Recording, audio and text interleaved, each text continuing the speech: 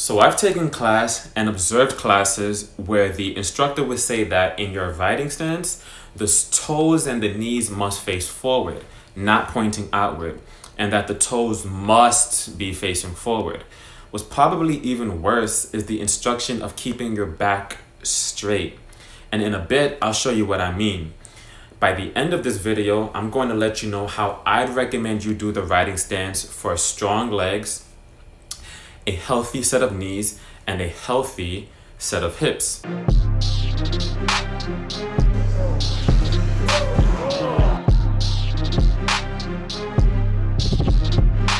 So let's start with the knees and the feet. Problem with this instruction of keeping the feet straight ahead is that it forces the knees to internally rotate or cave in. This reinforces improper movement patterns that's already conducive to people hurting their ACL.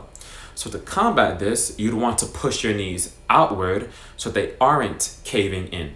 When you push your knees outward, this activates the side glutes, also known as gluteus medius, a commonly underactive muscle in most people with knee problems.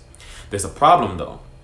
If your feet are facing forward, then activating the side glutes by pushing the knees out makes the femur, which is the upper thigh bone, jam into the pelvis. If your feet were pointing outward though, you wouldn't have this problem. But why do we even have this problem? Now, most adults or adolescents who started stretching after a certain age may have something called developmental coxavara, which is a hip shaft angle less than 120 degrees. This influences the angles at which you throw your high roundhouse, side, and hook kicks. And it also influences toe position in a wide stance squat or riding stance. Now, if the toes need to be pointing outwards to work with your anatomy, then the knees need to point outwards too. Why? Because we need our knees to track over the second and third toes to be in proper alignment.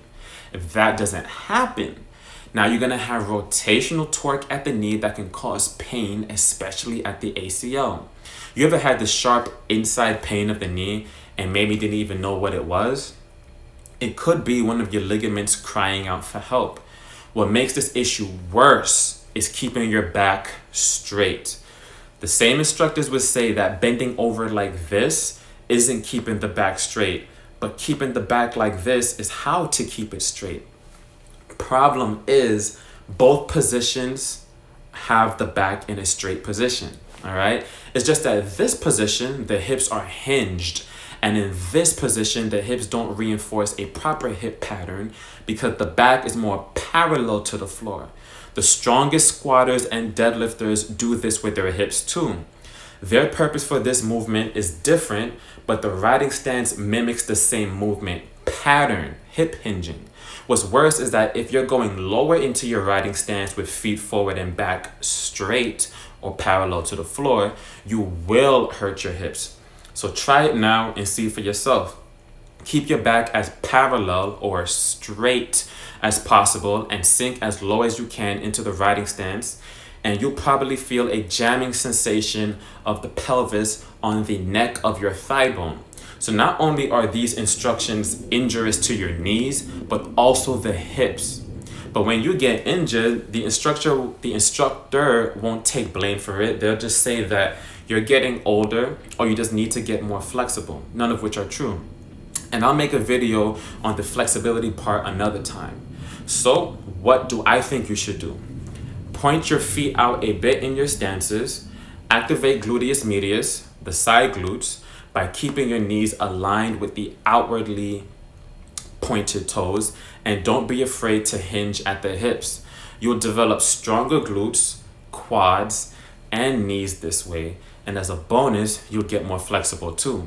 Now, if you think this was a good video, the best way to support this page or channel is to help others by saving and sharing this video, then commenting and liking it.